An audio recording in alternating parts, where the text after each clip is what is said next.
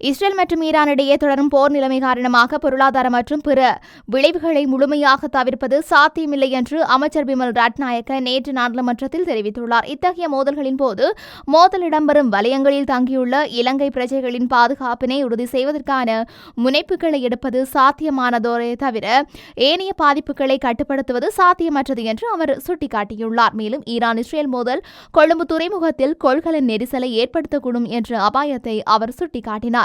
கொள்கலன் போக்குவரத்தில் பின்னடைவு ஏற்பட வாய்ப்பு உண்டு என அவர் எச்சரிக்கை விடுத்துள்ளார். காசா பிரச்சினை மற்றும் ஈரான் இஸ்ரேல் மோதல் ஒன்றோடொன்று தொடர்புடையவையாக இருக்கலாம் என்று அமைச்சர் தெரிவித்துள்ளார். இஸ்ரேலும் பலஸ்தீனும் தனித்தனி நாடுகளாக காணப்பட்டதாகவும் சில நாடுகளின் அரசியல் நோக்கங்களின் காரணமாக இந்த இரு நாடுகளும் மீண்டும் சேர்க்கப்பட்டதாக அவர் சுட்டிக்காட்டினார். இன்றைய உலகில் காசா என்பது மீதமுள்ள கடைசி காலனியாக இருக்கக்கூடும் என்று அவர் வலியுறுத்தினார். இந்த நேரத்தில் ஒரு அரசின் நடவடிக்கைகள் காரணமாக அந்த நாட்டின் மக்களை வெறுப்பது தவறானது என்று அமைச்சர் ரத்நாயக்க தெரிவித்துள்ளார்.